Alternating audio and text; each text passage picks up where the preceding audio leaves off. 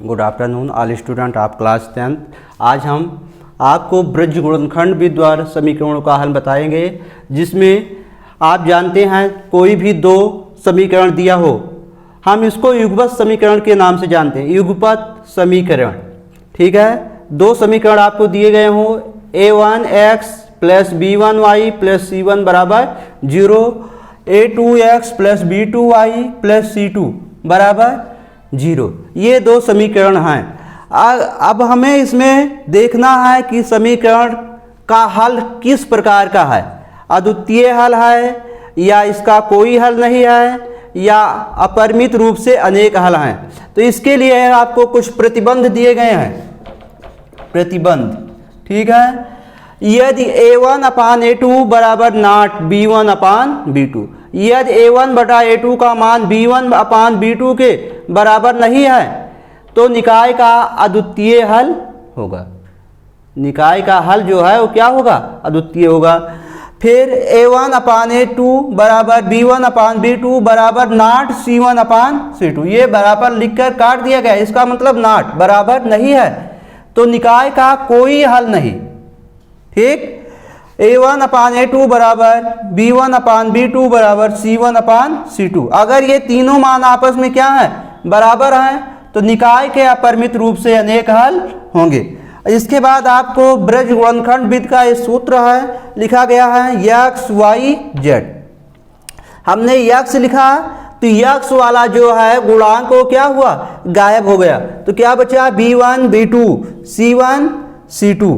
ठीक, इसके बाद y का लिखा तो y वाला आपका ये गुणांक गायब हो जाता है, तो क्या बचा c1 c2 a1 a2। और जब हम अचर राशि को गायब करते हैं तो इसका गुणांक गायब हो जाएगा, तो a1 a2 b1 b2, ये आपका है ब्रज गुणनखंड विधि का सूत्र है। ठीक है, अब इससे संबंधित आपको प्रश्न कुछ उदाहरण बताया जा रहा है, तो आप देखिए आगे। पहला प्रश्न, चलिए प्रश्न संख्या 1 है जो कि प्रश्नावली 3.5 से संबंधित है। तो इसमें आपको दो रैखिक समीकरण दिए गए हैं। ठीक, अब इनको आपको हल करना है, ब्रज गुणनखंड भी द्वारा कहा जा रहा है, लेकिन उससे पहले आपको चेक करना है कि इनका किस प्रकार का हल है, यह द्वितीय हल है या निकाय का कोई हल नहीं है या अपरिमित रूप से अनेक हल हैं। तो आपको अभी बताया गया a1x plus b1y plus c1 बराबर 0, फिर a2x plus b2y plus c2 बराबर 0। तो सबसे पहले हम इन समीकरणों को इस रूप में बनाते हैं। ये हो जाएगा 2x प्लस y, इधर आएगा तो ये हो जाएगा -5 equal 0। Equation first 3x plus 2y, इसका आएगा तो हो जाएगा -1 बराबर 0, समीकरण 2। अब हम इसको मानक समीकरण से इसकी तुलना करते हैं, तो ये इनकी तुलना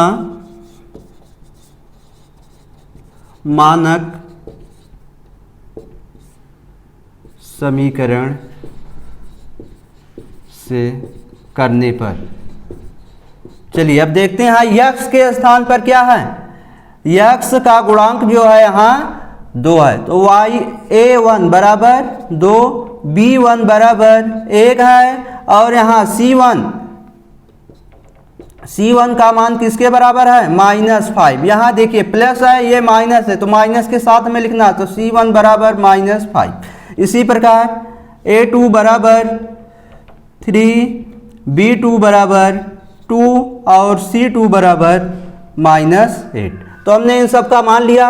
अब हमें देखना है, कुछ प्रतिबंध बताया गया, a1 अपान a2 पहले करना, तो a1 अपान a2 बराबर कितना हो जाएगा, 2 अपान 3, फिर b1 अपान b2 बराबर 1 अपान 2। तो हमने देखा a1 अपान a2 2/3 है और b1 अपान b2 1/2 है, तो ये दोनों मान आपस में बराबर नहीं है। तो चूंकि a1 अपान a2 बराबर नॉट b1 अपान b2। ठीक, तो a1 और a2 का मान आपस में बराबर नहीं है। जब a1 और a2 का मान आपस में बराबर नहीं है तो अभी आपको क्या बताया गया, a1 अपान a2 बराबर नॉट b1 अपान b2। जब a1 और a2 के मान आपस में बराबर नहीं है तो निकाय का कोई हल नहीं है, निकाय का कोई हल निकाय का कोई हल नहीं है। ठीक,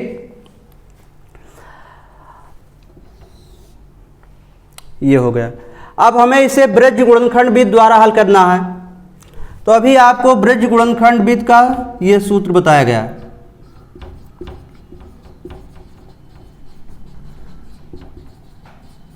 x y और 1, तो ये है b1 अपान b2, c1 अपान c2, a1 अपान a2, फिर b1 अपान b2। इसको हम क्रॉस मल्टीपल,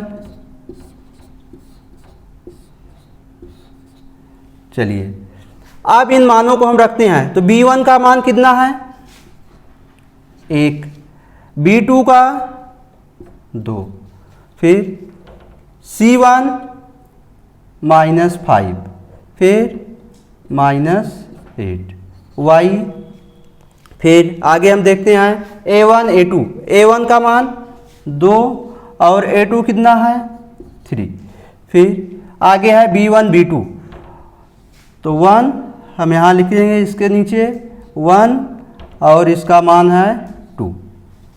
फिर हमें करना है क्रॉस मल्टीपल।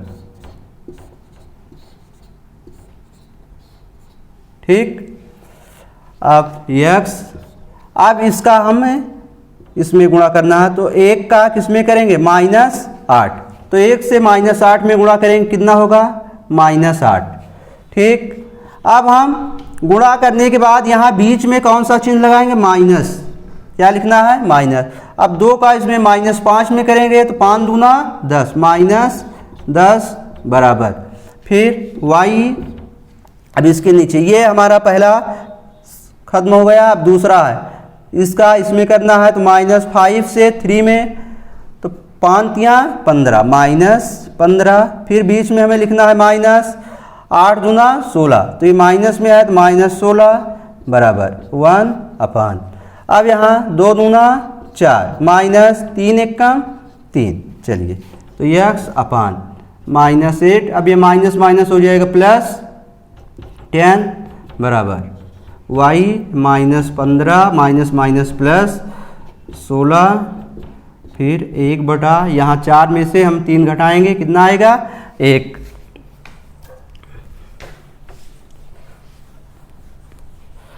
चलिए तो x अपान, अब 10 और कितना है -8, माइनस होगा 2 बराबर y, ये -15 +16, तो -15 करेंगे कितना आएगा 1 बराबर 1 अपान 1। अब हम पहले और अंतिम का फिर दूसरे और अंतिम का करेंगे। तो प्रथम व अंतिम से, प्रथम व अंतिम से, तो x अपान 2 बराबर 1 अपान 1, तो x बराबर कितना हो गया 2, क्रॉस मल्टीपल कर लिए यहाँ। अब द्वितीय व अंतिम से, द्वितीय व अंतिम से,